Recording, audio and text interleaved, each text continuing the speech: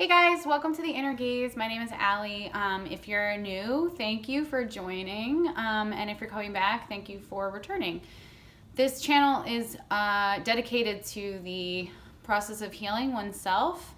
I am a guide and healer and spiritual guidance counselor. If you are going through the ascension process and if you are in the process of undergoing a transformation, I'm here to talk about that. I'm here to talk about my experiences as well as what's going on with the current energies and also provide some healing as well.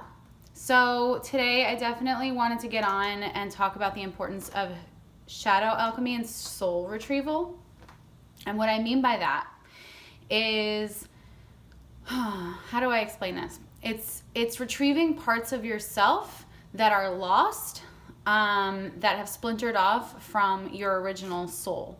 So we are in bodies for sure. We are in form, but this isn't our complete essence. Our complete essence is much, much larger than just this body. There is a part of us that is embodied, but then there is a larger oversoul that is also having experiences in infinite other timelines, dimensions, and realities, as well as past lives, future lives, all things happening tangentially. And what happens is, if in an incarnation, in one of these many simultaneous incarnations, but let's just talk about the current one to keep things simple, you experience a traumatic event. What happens is part of the soul splinters. So if you want to think about it as you, like imagine yourself as a soul that is one whole form of you. So in this case, I'm going to think it's one Allie. But let's say I had a traumatic event when I was a child, something happened with a parent or with a friend at school that left me feeling vulnerable, that left me feeling worthless, shattered. There's a part of my soul, a little Allie, that runs away and sort of takes on a life of her own with this trauma imprinting. And you kind of become that person in a way where like that frightened, rejected, betrayed version of yourself is kind of lost. And what needs to happen in order to become whole, in order to heal, is technically we need to recapture these little versions of ourselves that got lost,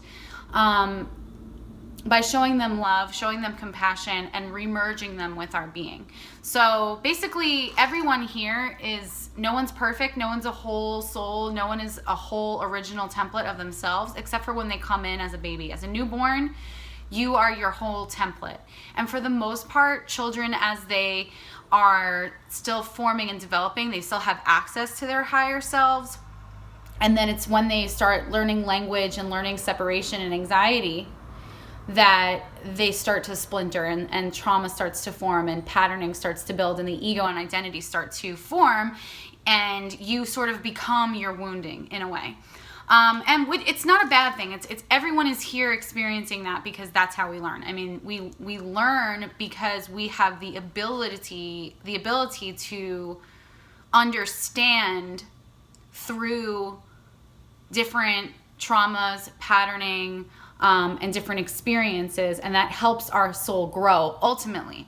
But it's our job, once we have the awareness of this, to bring all of our parts home, back to the original soul God template that we came in with.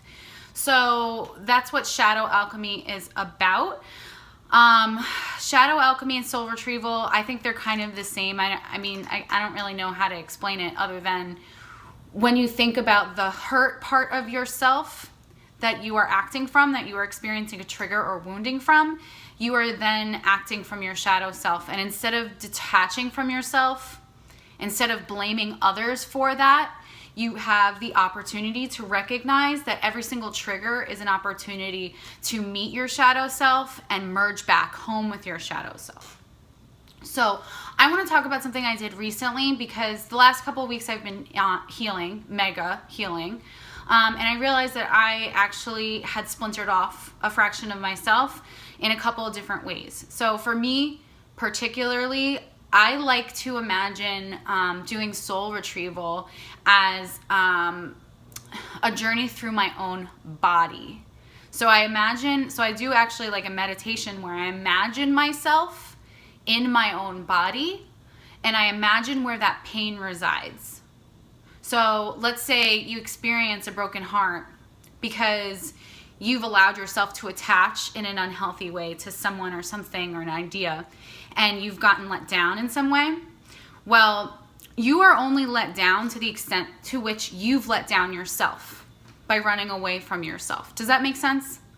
So if you're being triggered by some expression on the outside, all that means is that there is a part of you that ran away from you.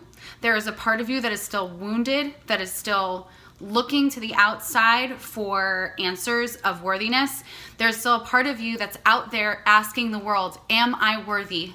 I'm waiting for you to tell me that I'm worthy. And to the extent that which you've allowed that to happen, that's when your experiences on the outside world are going to manifest as such, because your experiences are literally just a reflection, it's a projection of what's going on a soul level, what's going on an energetic level. So if you've allowed yourself to attach or splinter, you've invited experiences that are there to show you where to inform you where you're broken. So I like to actually do this as a meditation, like I said, where I'm going into the body. And for me, love generally affects the heart area. However, I had symptoms in my womb area. So like around my sacral chakra. So actually where I started was imagining my womb. And this isn't something that I just invented myself. I got this on the Daily Om. I did like a meditation series a year ago where it was about releasing past lovers and coming back to wholeness and clearing out your womb space. If you're a guy and you don't have a womb, you can just imagine a womb, a bowl, a sacred place in your sexual cave, whatever you want to call it. You can drop into this space and imagine it as like a bowl or a sacred meditation ground. And you can make it look like whatever you want. You can make it look like an organ. You can make it look like a nest. You can make it look like a bowl that you cook at home with from the Mikasa Indian Feast collection of 1979 that my parents got as a wedding gift. Whatever you want to make your womb space is fine. But you go in and you tend to it and you imagine yourself dropping into your body and being in this bowl, and you can smooth it over, take a walk around, you can infuse it with light. You can look to areas that feel like there's holes or gaps and you can stuff them. You can paint it with color. You can just tend to this sacred space. Make it your sacred space. Make your body your temple, okay? And in the beginning of the series, it's a lot of that, you learn how to drop into your sacred bowl, you tend to it, you get attuned to where there's energetic gaps, where there might be solid things that need to be released. You imagine flushing it with water. You can imagine soaking it with light, whatever you want. You introduce other organs to this. You imagine infusing your ovaries with light. Again, I'm a woman and this was a meditation for a woman, so I can imagine my ovaries without much shock. But, if you're a dude, you can do this with your testes. You can do this with whatever. You can just imagine that like your body's a house. So it really, really, really doesn't matter. But the idea here is, in the beginning, you're just learning how to take your body and treat it as a temple. And then as you get later on in this series, it gets a little bit heavier, where you're doing soul retrieval, in essence, where you're revisiting moments where you have been or have felt scarred by love relationships. So it has you go into moments of betrayal, moments of rejection. And it has you actually recount those memories and go back to those memories and experience those feelings, remember those feelings, and then almost enter that memory as almost a babysitter or a guide for your previous self.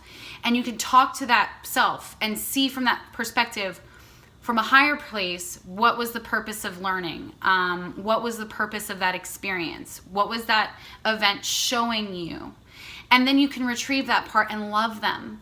Because the part that is looking for love on the outside, the part that feels wounded, is really just the part that ran away from home, from you.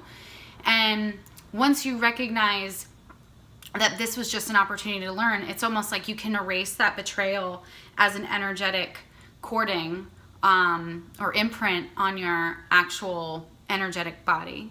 So you kind of change the story in your imagination. You allow that event to unfold differently, and you come at it from a different point of understanding.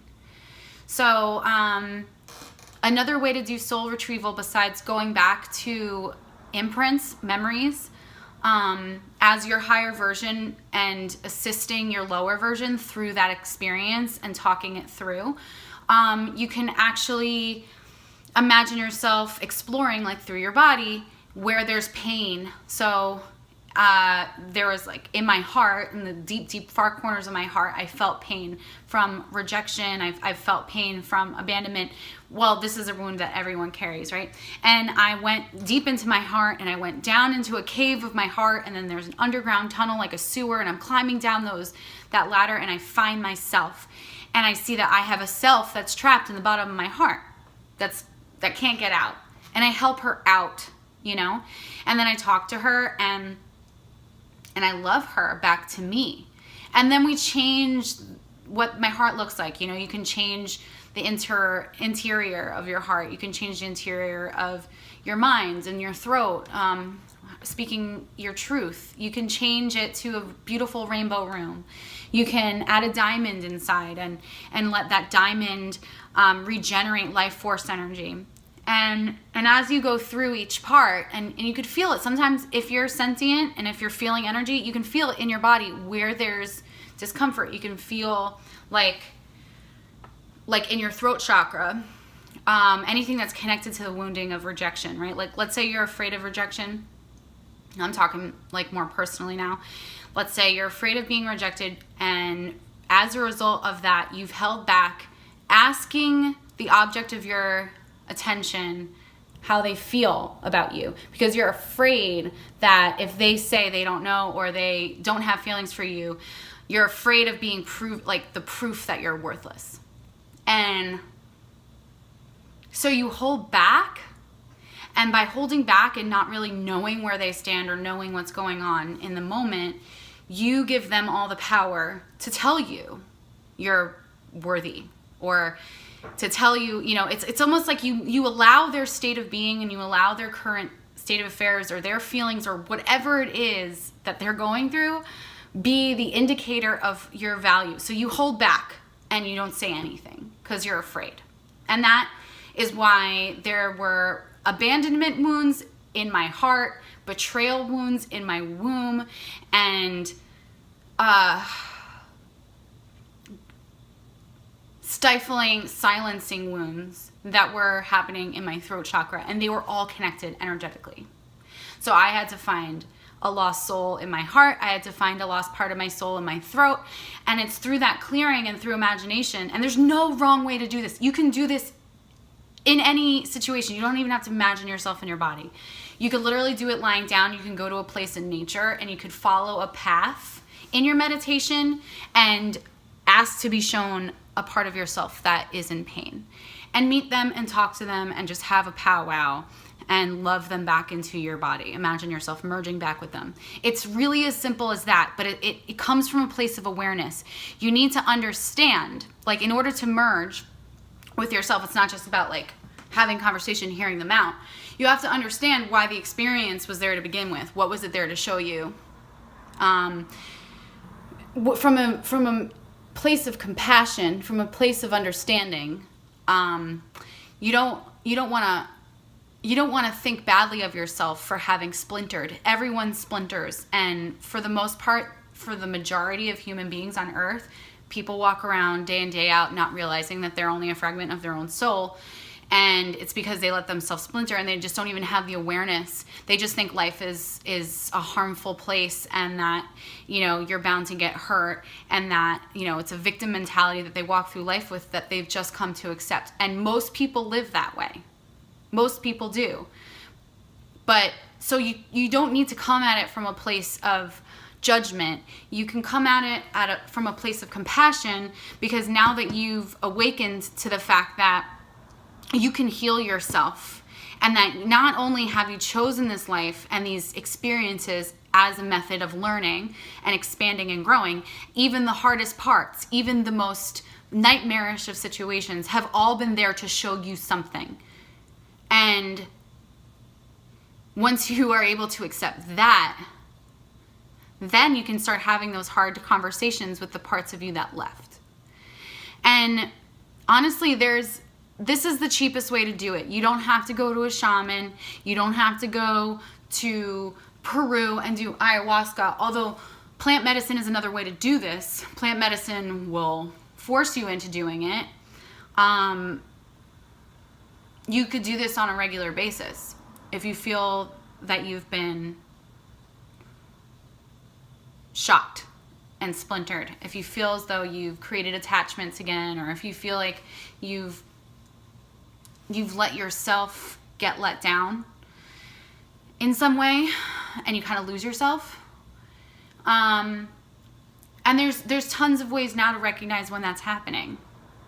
Like, at some point in your journey, you should recognize when you don't feel like you're in your own energy completely, where your mind is sort of focused outside of yourself and your own journey, when your mind is sort of lost. I literally lost my ID.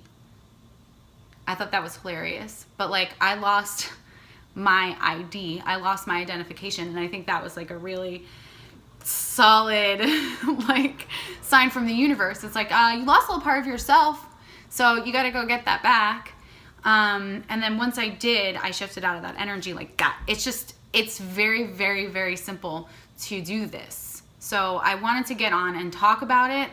I can help with soul retrieval. I am a shamanic Reiki master practitioner, so I can guide you, and I'm willing to do that. If you want to reach out to me via email, I can help you do your first one so that you can do your own on your afterwards. But this is literally something that everyone should be doing, everyone should be learning about, because we're literally walking around day in, day out as fragments of ourselves, and we have no idea. And it's not to be scared. It's just, once you realize that you have the power to come home to yourself, it's such a revitalizing thing. It's such a great epiphany to have, that we are literally the masters of our own journey, and we are fully capable of healing ourselves. That's why I'm here. I mean, that's what the inner gaze is all about. It's me helping you guys realize that you have the power to heal yourself. You don't need some magical doctor to help you figure out things. You know, everybody has their journey. Everybody has their way of doing things. Therapy is helpful. You know, there's so many things out there that are very helpful to get you to learn about yourself. But the truth is, you are out there learning about yourself. You are out there healing yourself. You may encounter guides and teachers and people who have been on the path before you who can help you along your way, but you are the ones who are fixing your own lives. This is you. So more power to you. I really, really hope to do more videos soon. It's been a little bit, I know, but I will be back around, and I just want to wish you a very, very happy weekend, and I love you. Bye.